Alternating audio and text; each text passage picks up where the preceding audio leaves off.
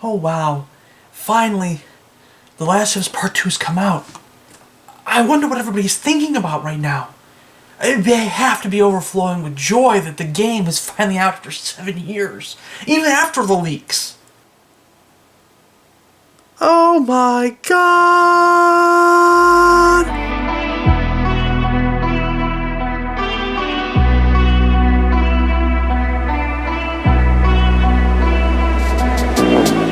Hey guys, welcome back to the show. I know this one is super late. What's the date again? Oh, it's October? Cool. I know that this game came out in June, and bear with me for my excuses incoming, but essentially there was a magnitude of things that just kind of spiraled out of control and made it to where I am finally getting to this title, and for that I am deeply sorry. But let's get past that. Alright, let me go ahead and throw my excuses out there and say that basically what had happened was I actually got the game the weekend actually of it releasing. And it had been so long I kind of forgot. I knew I pre-ordered it, but I kind of forgot that I was going to get it the first day. I figured it would be a couple days after, and it showed up that weekend, and I played through it. I had most of that weekend off, thankfully. And so it played out really well, so that way I got a lot of playtime with it. But me being behind on Final Fantasy, and then my schedule being kind of wonky for a while, where I was getting random days off, and then when I didn't get random days off, I was usually playing catch up with other things, and then my depression hit, and a lot of other variables and whatnot, things that I had to take care of. I mean, I announced it in my update video. I talked about how I've been working on my house, trying to redo my bathroom, and so I got so busy, and it became such a task that it took me a while to muster up and finally be like, no, you know what, I'm going to talk about it. We're going to sit there and give my opinions about it and my grade for it, because it's one of the biggest games of 2020. This game, for sure, has garnered a Last Jedi type vibe from me. And from several other people, too. As the game itself is the fan base so divided. I've never seen a fan base so divided except for The Last Jedi. It's crazy to think about. And so I figured, you know what, I'd wait for and that was another kind of part of it too. I kind of wanted to wait for some of the fire to die down. But like I said, once I did that, it just snowballed with all the other things. Like I said, we're working on the house, the random scheduling, and then of course my depression. But now I'm caught up on all on everything. I put out the update video.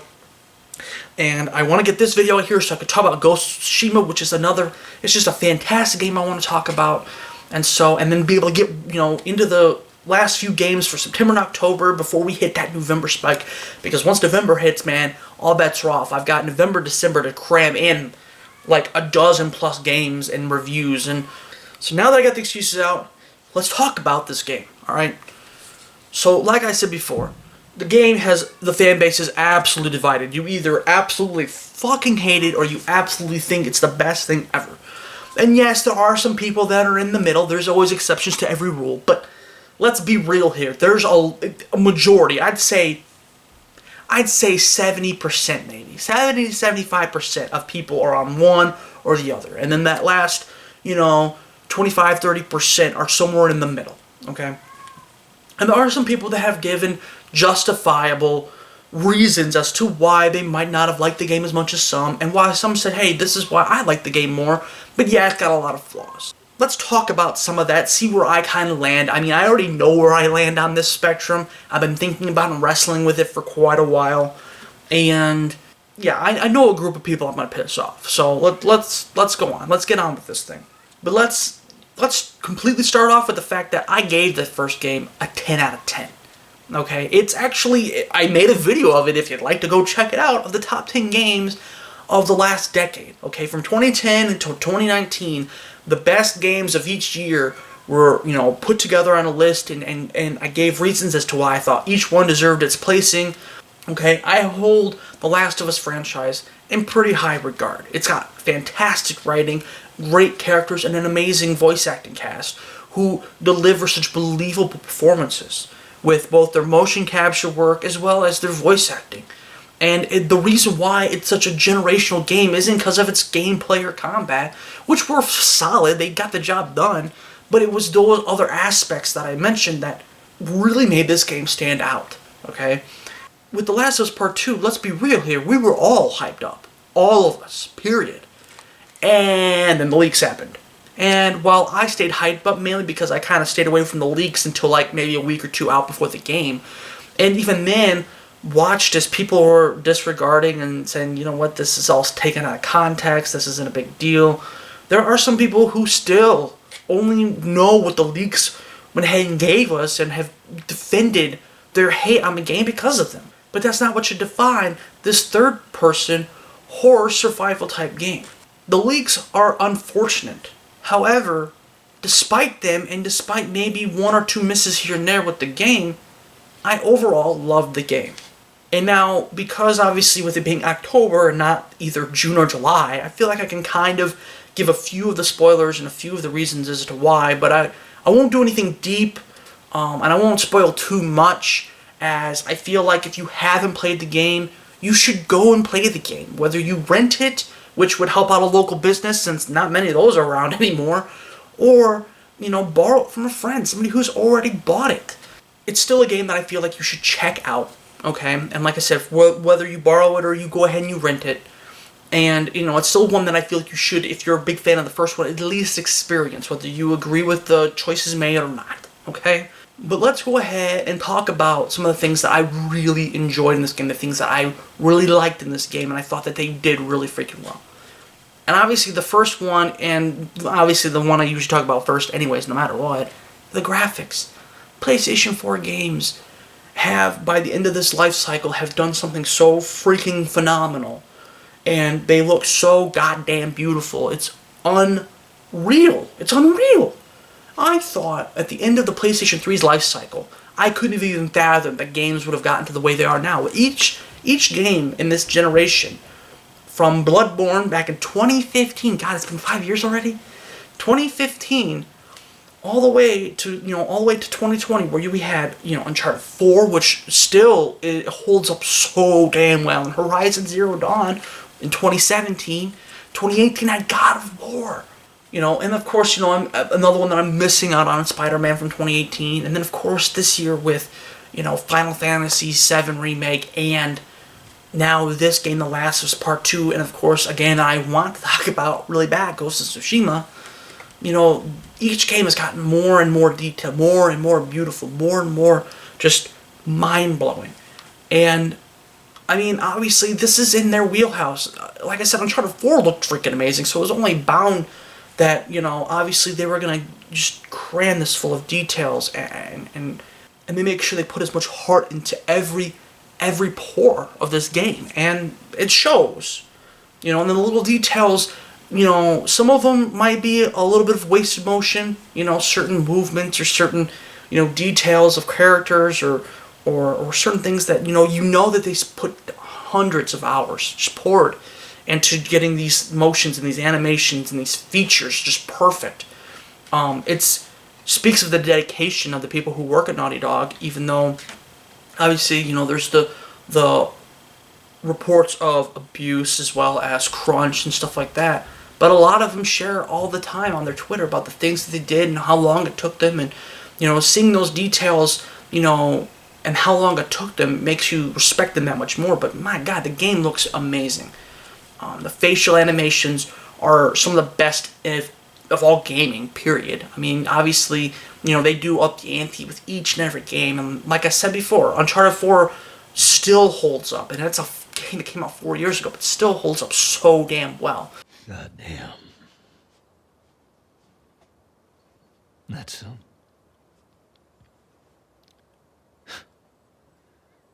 That's a lot. But it's not just the characters, it's also, the monsters, it's the, enemy types, it's the environments themselves. They all tell their own unique stories. Creature design is obviously, twice as good here as it was with the original game. They obviously added more detail to the enemy types that we already know about, as well as adding 2 new types. This big hulking, there's 2 types of hulking. Let me reiterate. Obviously, the first one, and I don't remember the names off the top of my head, so just bear with me here. But you'll obviously remember the first big one that showed up in The Last of Us, that came crashing through I think it was the gymnasium of the school. I think it was the first time you encountered that one. Like I said, I don't remember the name of it off the top of my head. One of them that'll actually almost like suicide bomb themselves towards you, and I know it's a little fucked up, but basically what they do, they'll run at you and then they'll fucking like explode. Like they don't kill themselves, almost kind of stun themselves for a second, and they'll start getting back up and chasing after you. But this thing, they'll like release this poisonous cloud, and you get sucked up in it, and you're coughing and you're dying and shit. It's awful. That one is really brutal, and especially when there's like 3 or 4 of them in the same area, it gets really freaking hard. But that's a welcome addition because it's not as much of a monstrosity as like whatever you want to call it, the bruiser guy that was from the first one is, which they do have him come back once in a while. He invokes enough fear in you when there's like 2 or 3 of them at the same time, and they're all just trying to, get you cornered and and explode at the same time. It's a pain in the ass. But there's that one, and then there's this other really creepy fuck. These like weird like ones that kind of do what you do in a way. It's actually kind of interesting where they use sound. They are very much blind, but they use sound, and so they'll kind of creep around corners and stuff like that, and they'll listen for like your movements and shit, and they'll kind of like watch you for a little bit, and then once they observe you long enough, then they all like attack you at once, and it's actually like it's honestly the new creatures, and as well as obviously the older creatures. As there's like 5, 6, 7 different variants and different types of enemies per se when it comes to the infected.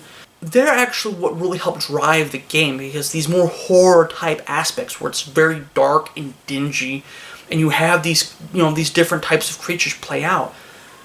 It really does make things tense, and it makes it where the game is the most enjoyable. Period. Because the AI, let's be real here, the AI is awful.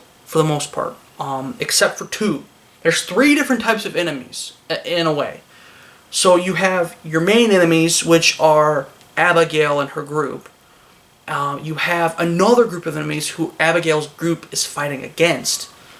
These guys, this group that like uses whistles and sounds to communicate to one another.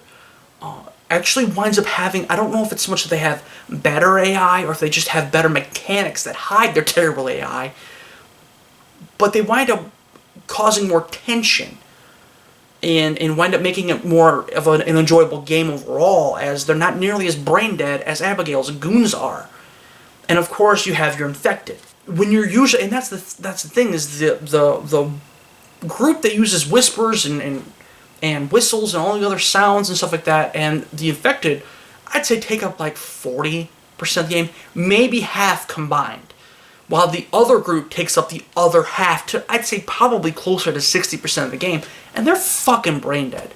Okay, and the first game was a little more excusable, as you felt like, you were a total badass with Joel, but it was a little more excusable because of the great relationship that you have with Ellie and the great storytelling and all the other stuff that was going on.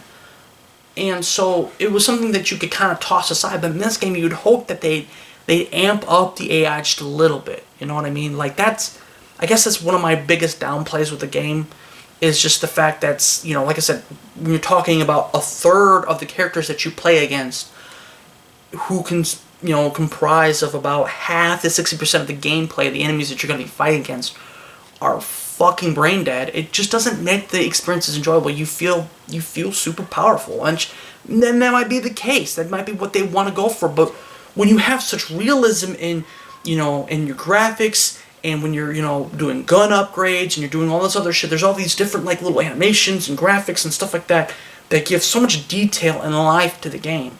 You've got these other groups and these other enemies who bring about more of a horror type vibe to them.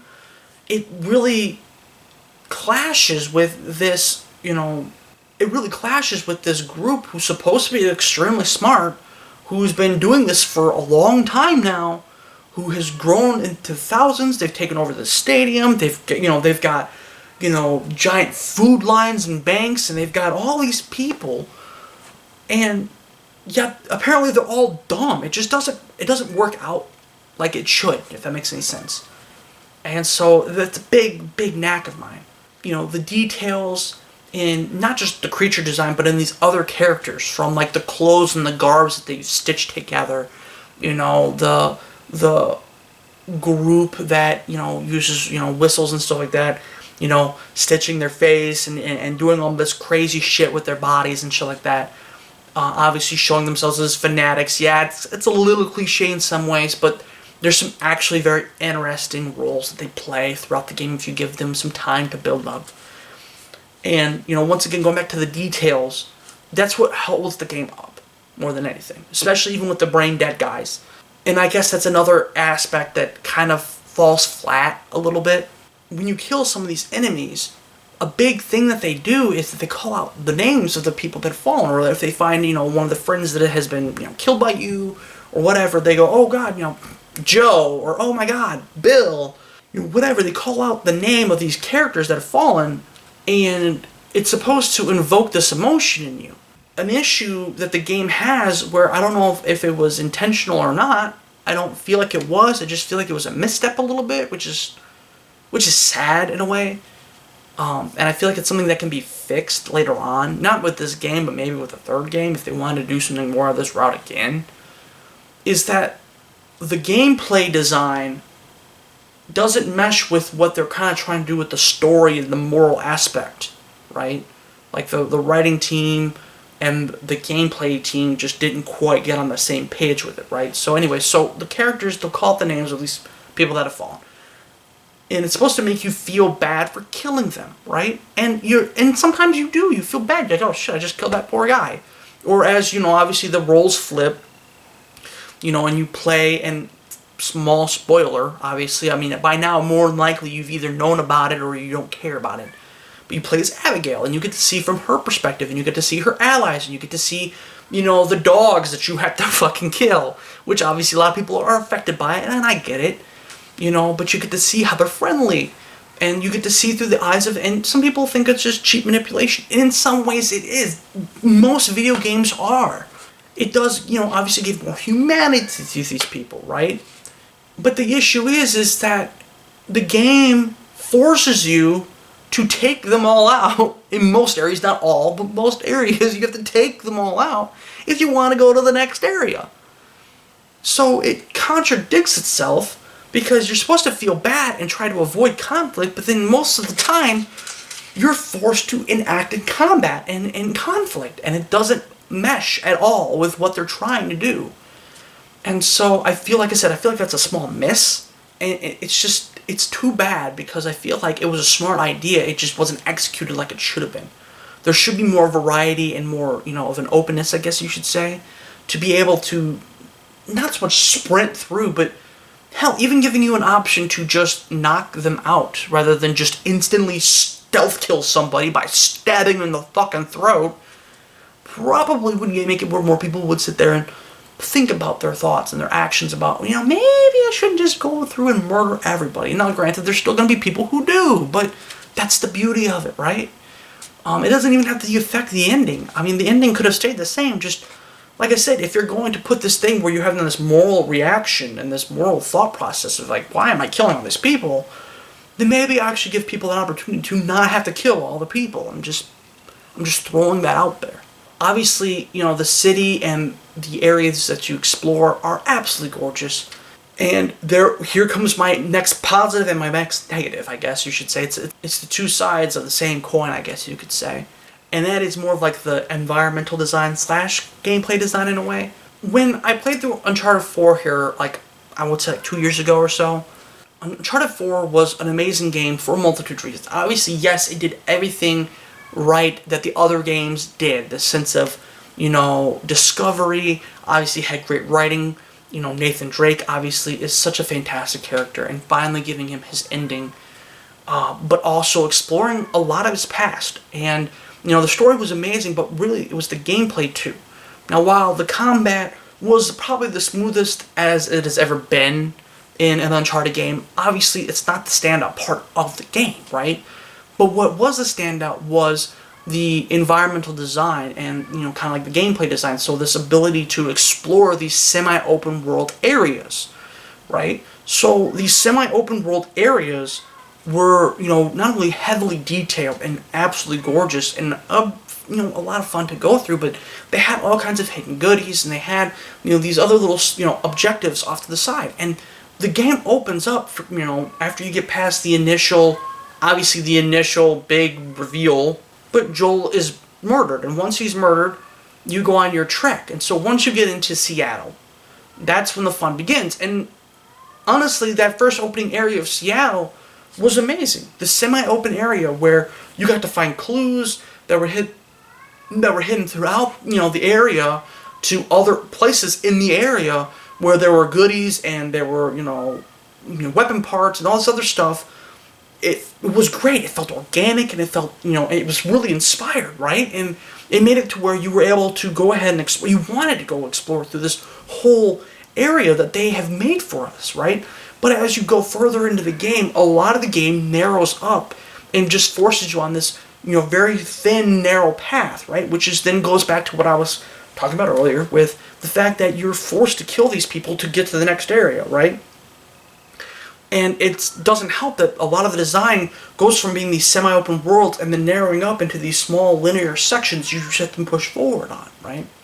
I don't think I really want an open world The Last of Us game, believe it or not. I think that the game still, lends toward the fact that a linear type game, a linear type story is still good. It's to be great and relevant.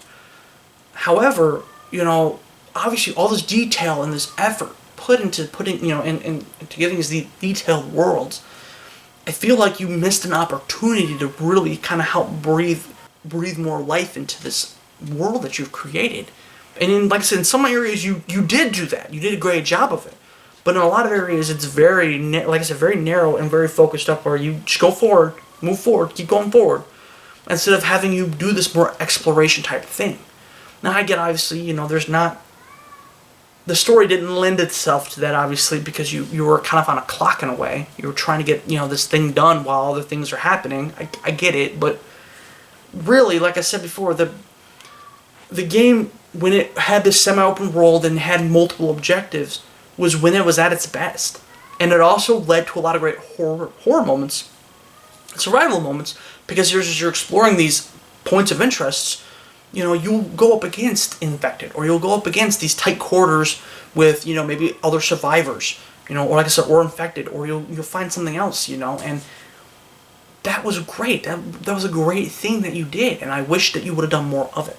And especially after Uncharted 4, I figured that you guys would do more of it. But then again, maybe I'm just remembering Uncharted 4 off, and maybe that's on me. Maybe I'm thinking that there was more semi-open world areas in Uncharted 4, but I feel like there were. But I don't know, maybe there weren't, and I'm just losing it. So that obviously goes to combat. Now, combat, I feel like they took a step or two back from Uncharted 4's combat in a way. Now, and I get, obviously, they're two very different games. They want to instill this more horror-type feel and vibe to the game, which is the reason why combat is somewhat stiff and limited. And while I understand that, and I get that from the design aspect, at the same time, you feel like somebody who spent the last 5 or 6 years learning from one of the fucking deadliest killers still left in America, whether he'd softened up or not, you would think that the combat would be just a bit more smooth. Now, there were two new things that were kind of added to the combat/exploration part, and that was jumping, and that was crawling. Now, with jumping, it's to get over, small obstacles and small things, and I feel like it was very limited. It was just kind of something that felt more tacked on than it was actually fleshed out. But the crawling, on the other hand, has both an environmental purpose as well as a combat-based purpose, with you using the crawling to hide into, tall grass, or even if you're not, hiding in tall grass, helps you kind of blend into stuff so that way people don't really see you until they're right on top of you. But it also helps you get to areas that you wouldn't normally be able to get to, and that makes it to where the exploration thing. And once again, once you guys tie these things together, it's an amazing game. It's a 10 out of 10, hands down. It's when you don't use these things as much anymore. Well, I mean, with the crawling you do, but obviously the jumping, it's very limited. You would hope that they would use it in more practical ways, or they use it more often, but really, you're only going to really jump over certain objects or do certain things, I don't know, a handful of times, really.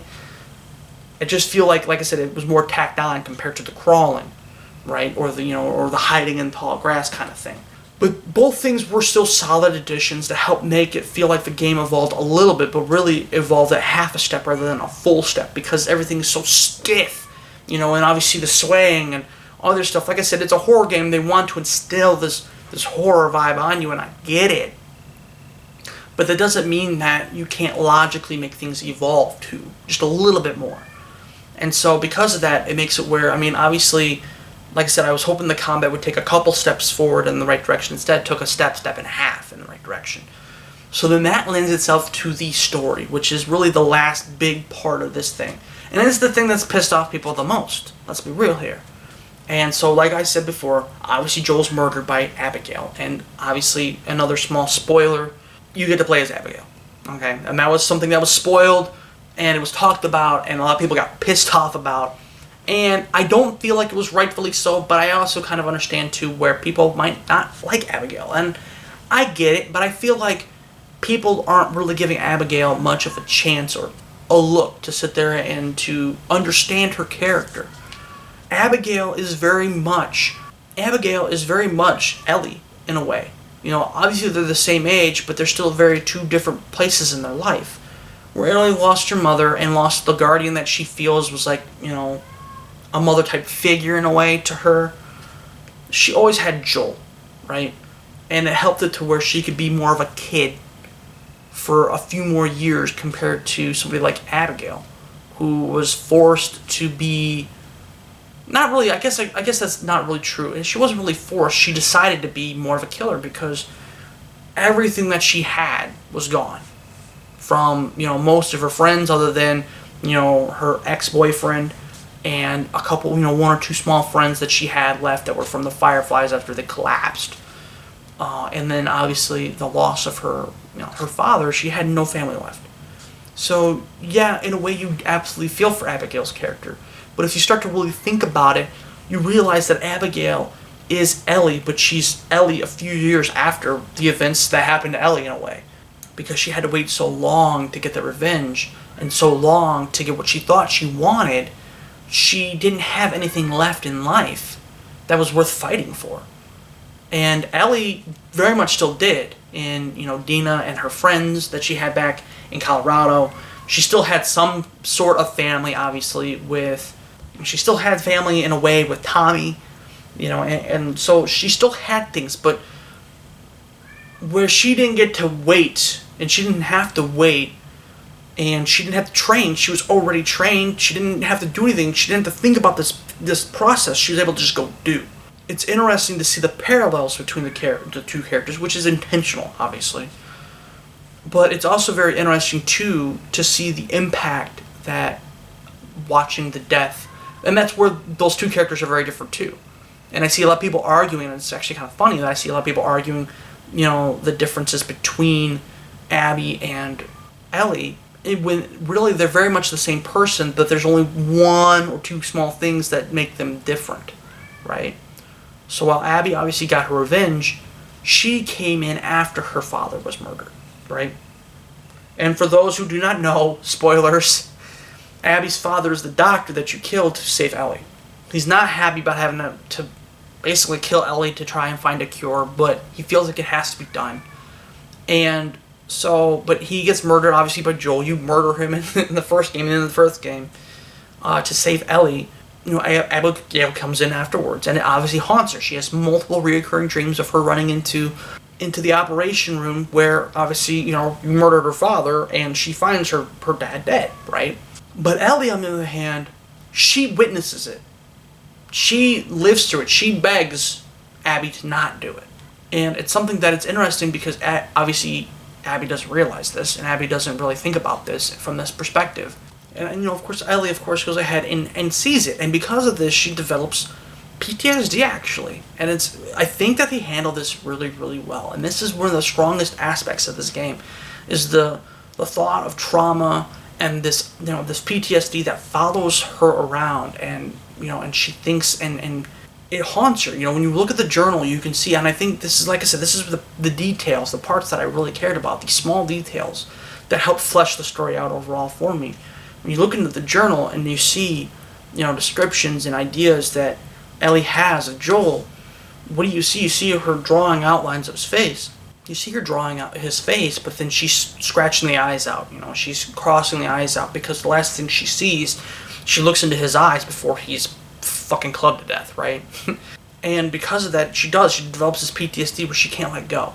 But it's not until literally the last 10 minutes of the game that you realize, 10, 15 minutes of the game that you realize that the game isn't one just about revenge. That's obviously the overarching theme, revenge and taking what's yours, or trying to get what you feel like you want, right?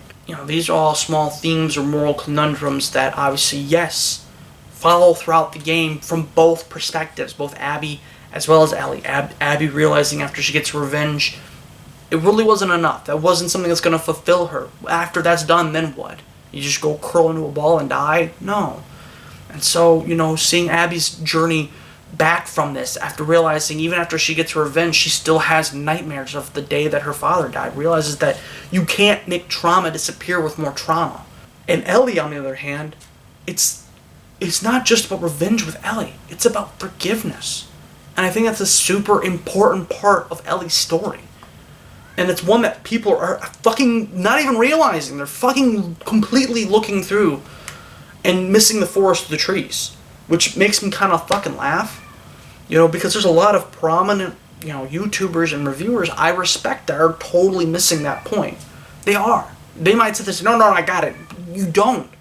There's a reason why, and there's a particular scene, and you'll see it if you play the game and, get to the end, where before Ellie enacts her revenge, she has a moment of clarity, where she has one last scene of Joel go through her head. And when you go ahead and you actually see that scene in full, you realize that the reason why she's gone on this murderous rampage, this spree of just killing everyone, is because she's a confused teenage girl who doesn't know how to deal with, one, grief, and B, she doesn't know how to let go. And it's not just about the revenge aspect, it's also about letting go of the things that she learns that Joel has done to her and quote-unquote for her.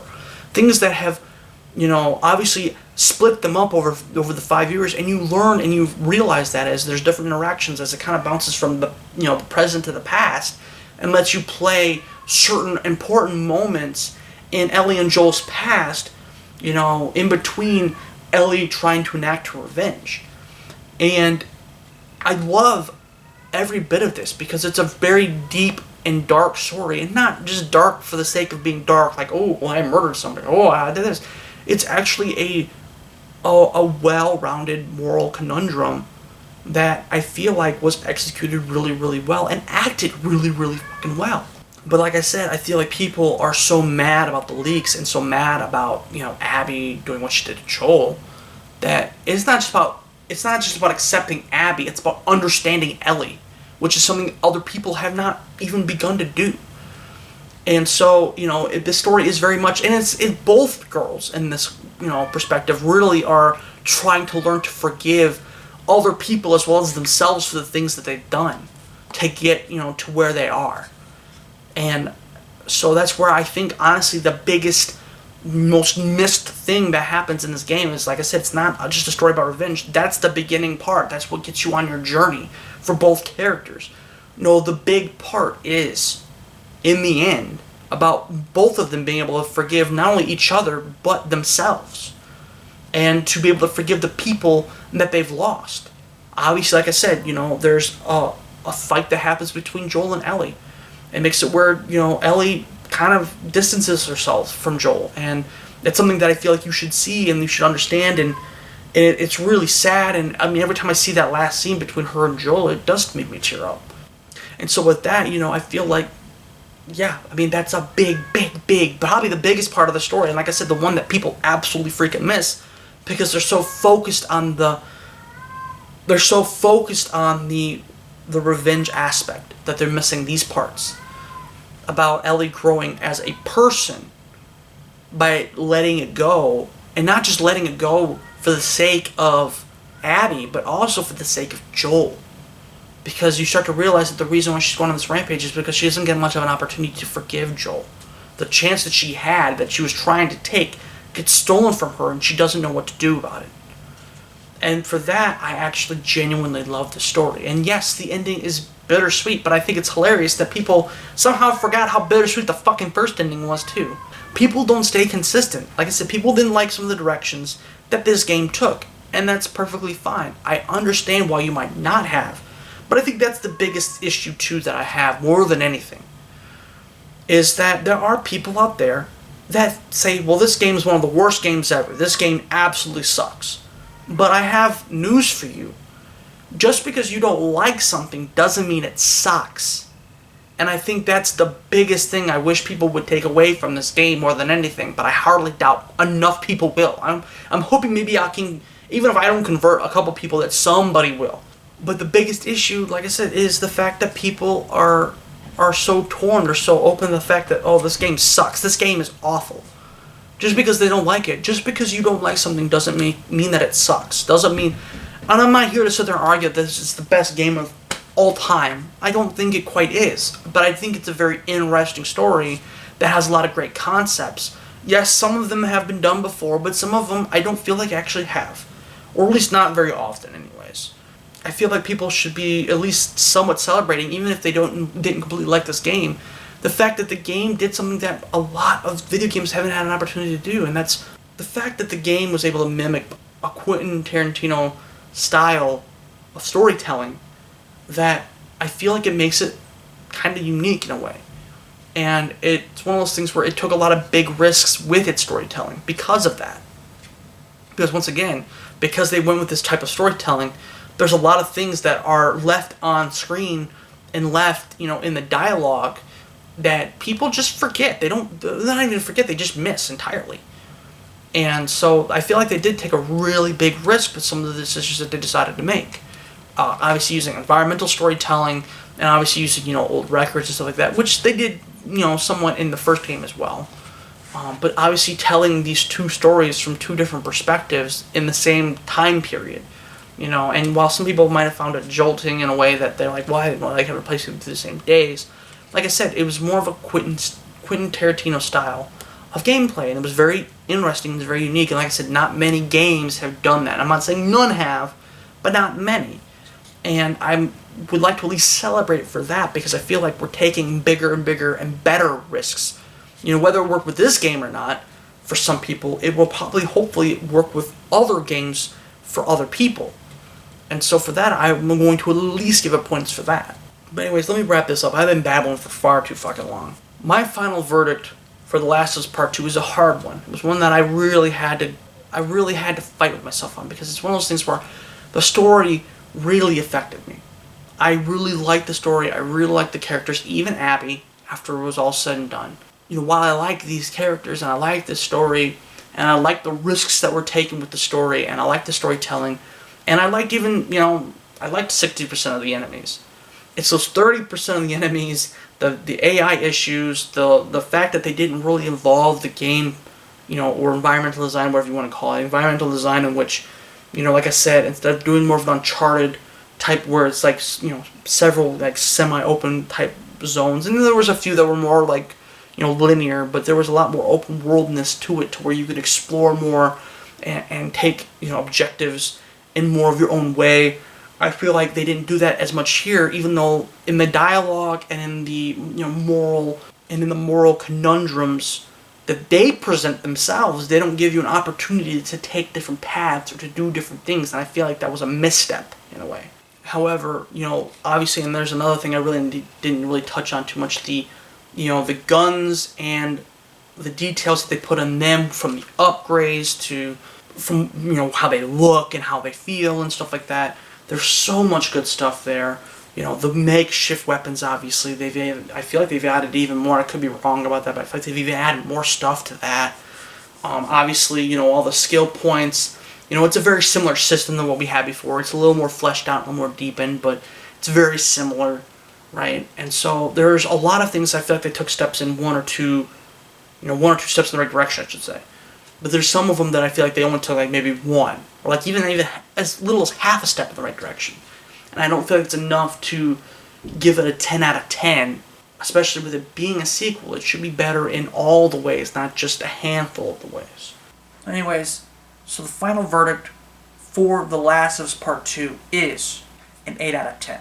And really, I feel like maybe the only other way that they could have maybe saved it and maybe made it to where I'd give them a 10 out of 10 is if they did have the multiplayer aspect. But because they put all of their eggs in the single player aspect, it meant even more so that they had to really take multiple steps in the right direction with all of these aspects. And I feel like I said, with the handful of things that I mentioned, I feel like they didn't do that.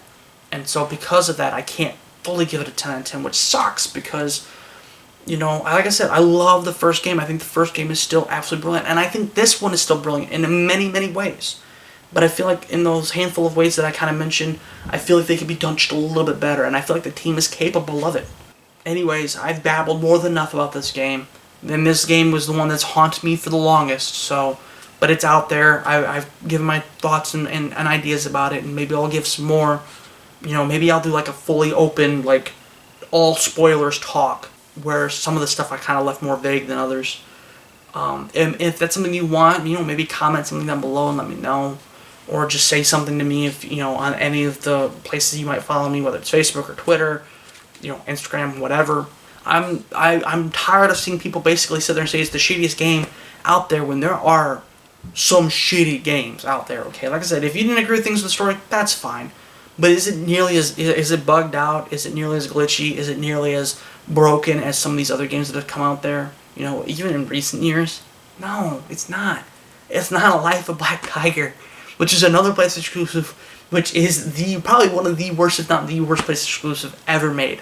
Hopefully, like I said, I'll get Ghost of Tsushima up here within the next week or so after this one is released, and then I'll start talking about some of the games that came out in September, and then hopefully get the games in October, and get these all caught up before we get to the end of the freaking month. So maybe I can talk about some other stuff, and we can get ready for November. All right. I'm excited. We get some new consoles. We get some great new games. I cannot wait. So until then, I'll see you guys on the next On The Shelf. Bye, guys. I waited for the night to fall in love.